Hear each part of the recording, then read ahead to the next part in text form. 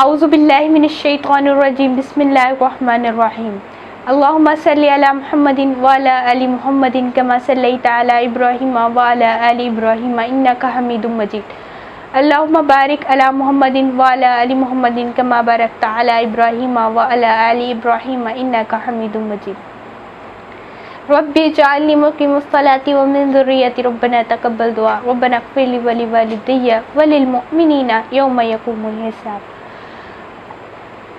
ربنا آتنا فی الدنیا حسنۃ وفی الآخرۃ حسنۃ وقنا عذاب النار وقنا عذاب القبر وقنا عذاب الحشر وقنا حساب المیزان۔ اللہ پاک ہمارے ہر کام میں خیر، برکت اور آسانی عطا فرمائے، ہمارے دل و دماغ کو اپنی ہدایت کے نور سے روشن رکھے، اپنا اور اپنے حبیب کا امتی اور فرما بردار بنانے کے بعد ہمیں ہمارے والدین اور اساتذہ کا بھی فرما بردار بنائے۔ دم آخر ہمیں کلمہ نصیب فرمایا اور پاکستان میں جتنے لوگ بدحال اور پریشان حال ہیں اللہ تعالیٰ ان سب کے حالوں پر خاص رحم فرماتے ہوئے ہم سب کو شر شیطان اور شر انسان سے بچاتے ہوئے خوش نصیبوں میں سے خوش نصیب بنائے، آمین یا رب العالمین۔ عرب میں لوگ آ کے بسنا شروع ہو گئے، لیکن ان سب میں یکتا پرستی، اللہ تعالیٰ کی توحید یہ بہت عام تھی، لوگ کوئی بھی شرک کی طرف نہیں بڑھا۔ زمانہ گزرتا گیا تو عرب کا ایک سردار تھا عمر ابن لوئی۔ یہ ایسا سردار تھا کہ لوگ اس کی باتوں کو بالکل بھی ٹال نہیں سکتے تھے، اس کی ہر بات مانتے تھے اور اس کے کسی حکم پر نہ کر ہی نہیں سکتے تھے، ایسا سردار تھا۔ یہ تجارت کے سلسلے میں ایک دفعہ ملک شام گیا، وہاں پر اسے ایک قوم ملی مالکہ نام تھا اس قوم کا، اور وہ بتوں کی پوجا کر رہے تھے۔ یہ بتوں کا سلسلہ ان تک کیسے پہنچا؟ حضرت نوح علیہ السلام کے زمانے سے پہنچا تھا۔ وہ اس طرح کہ جب کوئی بہت ہی نیک شخص وفات پا جاتا تھا تو لوگ یہ سوچتے رہتے تھے کہ اگر ہم میں سے نیک شخص ختم ہو گئے تو ہم کیا کریں گے؟ تو پھر شیطان نے ان کے دل میں وسوسہ ڈالا کہ وہ قوم یہ سوچتی تھی کہ اگر وہ لوگ ختم ہو گئے تو پھر اللہ تعالیٰ کا ہم پر عذاب آ جائے گا۔ تو پھر انہوں نے ایسا کیا کہ ان نیک لوگوں کے بت بنانا شروع کر دیے اور اپنے گھر میں اس طرح رکھ دیے، یہ سوچ کے کہ ان کی وجہ سے ہماری روزی روٹی میں ہمارے اوپر اللہ تعالیٰ کی رحمت رہے گی ان کی وجہ سے۔ پھر آہستہ آہستہ انہوں نے ان کے اوپر پھولوں کے ہار ڈالنے شروع ہو گئے اور پھر ایسی نوبت آئی کہ ان کو سجدہ بھی کرنا شروع کر دیا۔ اسی طرح بتوں کی پوجا شروع ہوئی اور یہ آج تک بھی ہو رہی ہے۔ اسی طرح یہ آگے پروموٹ ہوئی اور امالیکا قوم تھی وہاں تک پہنچی۔ تو پھر عمر ابن لوئی نے پوچھا کہ تم لوگ کیا کر رہے ہو، یہ کون ہے؟ تو انہوں نے کہا یہ ہمارے خدا ہیں، ہم جو بھی ان سے بات کہتے ہیں، جو بھی چیز ان سے مانگتے ہیں، یہ ہماری باتیں اللہ تعالیٰ تک پہنچاتے ہیں اور یہ ہماری باتیں سنتے ہیں، تو پھر اللہ تعالیٰ ان کو قبول کر لیتا ہے۔ تو پھر عمر ابن لوئی نے کہا ٹھیک ہے، تو پھر میں اسے مکہ میں بھی ساتھ لے جاتا ہوں ایک دو بت، اور پھر وہ مکہ میں ساتھ لے کے جاتا ہے بت اور اس کا نام ہے حبل۔ اور اسی طرح اسی نے بت پرستی کی ابتدا کی۔ اب یہ جب حبل کو مکہ لے کے جاتا ہے تو لوگوں سے کہتا ہے کہ تم لوگ کیا خالیگر کی عبادت کرتے رہتے ہو، میں تم لوگوں کے لیے ایک انسانی شکل کا خدا لے کے آیا ہوں، تم اس کی بھی عبادت کیا کرو۔ تو لوگ اس کی بات مانتے تھے تو اس کی بت کی بھی پوجا کرنی شروع کرتی۔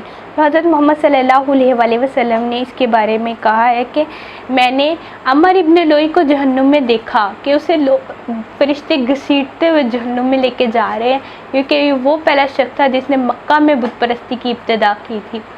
اور پھر اسی طرح آہستہ آہستہ ہر قبیلے میں بت بنتے گئے، اور عمر ابن لوئی نے کہا تھا یہ بت آپ مکہ کی مٹی سے، خانہ کعبہ کے ارد گرد جو مٹی ہے اس سے بنائیں گے تاکہ ایک ان کا اپنا مقام رہے مکہ کا۔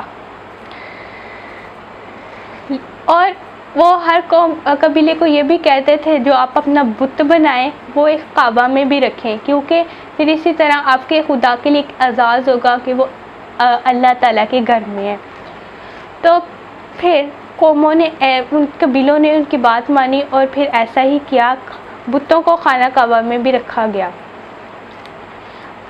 اور جب حضرت محمد صلی اللہ علیہ وآلہ وسلم کی پیدائش ہوئی اس وقت 360 بت خانہ کعبہ میں موجود تھے۔ ہر قبیلے کا اپنا اپنا بت ہوتا تھا، اور جب کسی قبیلے کی لڑائی ہوتی تھی تو دوسرے قبیلے خانہ کعبہ سے ان کا بت نکال کے کہتے تھے اگر تم نہیں آ سکتے تو تمہارا خدا بھی نہیں آ سکتا، اگر تم ہم سے لڑائی کرتے ہو تو تمہارا خدا بھی ہمارا خدا نہیں رہا، اب تم اسے اپنے ساتھ لے جاؤ۔ ایسا واقعہ ہوتا تھا۔ ایک دفعہ کا واقعہ ہے کہ ایک شخص جو ہے نا وہ سفر پر گیا اور وہ نا اپنا بت یعنی اپنا خدا جسے وہ سمجھتا تھا وہ لانا بھول گیا، تو اس کے دل میں خیال آیا میرے پاس تو مکہ کی مٹی بھی نہیں ہے، تو کوئی پتھر بھی نہیں ہے، تو اب میں کیا کروں؟ تو پھر اسے یاد آیا کہ میرے پاس کھجور ہے مکہ کی، تو وہ تو ہوتی تھی، ہر ایک کے پاس ہوتی تھی کھجوریں مکہ کی، کیونکہ وہ بہت مشہور تھی۔ تو پھر اس کے بعد سفر کے دوران اس نے مکہ کی کھجوروں سے نا گٹھلیاں نکال کے ایک بت بنایا، اور اس بت کی نا وہ عبادت کرنا شروع ہو گیا۔ لیکن جب وہ سفر کرتا گیا تو اس کے پاس کھانے پینے کی چیزیں ختم ہو گئی، تو پھر اس نے بھوک کے مارے اس بت کو ہی کھا لیا۔ ویسے اتنی جہالت تھی کہ انسان یہ سمجھ ہی نہیں سکتا تھا کہ میں اپنے خدا کو کھا رہا ہوں، ایسا سوچتا تھا، اور پھر میں اس کو خدا مانتا تھا۔ اسی وجہ سے خالی نے کہا ہے کھڑے ہیں پڑے ہیں جو ماپو تو بندے خدا سے بڑے ہیں۔ ایک اور صحابی کا کہنا تھا کہ ویسے تو بت کسی کو فائدہ نہیں پہنچاتے، لیکن میرے بت نے مجھے بہت فائدہ پہنچایا۔ تو دوسرے صحابی حیران ہو گئے کہ کیسے آپ کے بت نے کیسے آپ کو فائدہ پہنچایا، جبکہ یہ تو کسی کا کوئی فائدہ کسی کا کوئی نقصان نہیں کر سکتے، تو ایک ہی جگہ کھڑے رہتے ہیں، ان کو تو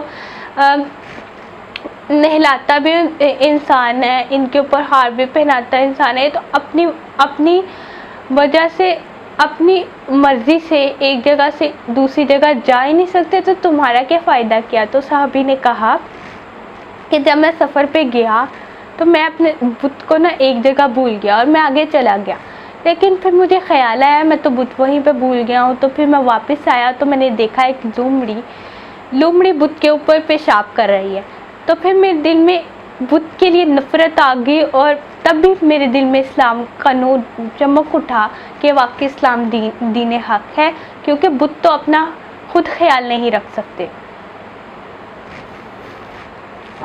اسی طرح مکہ کے معاشرے میں بت پرستی شرک کی ابتدا ہوئی، جو کہ بالکل ایک غلط تھا۔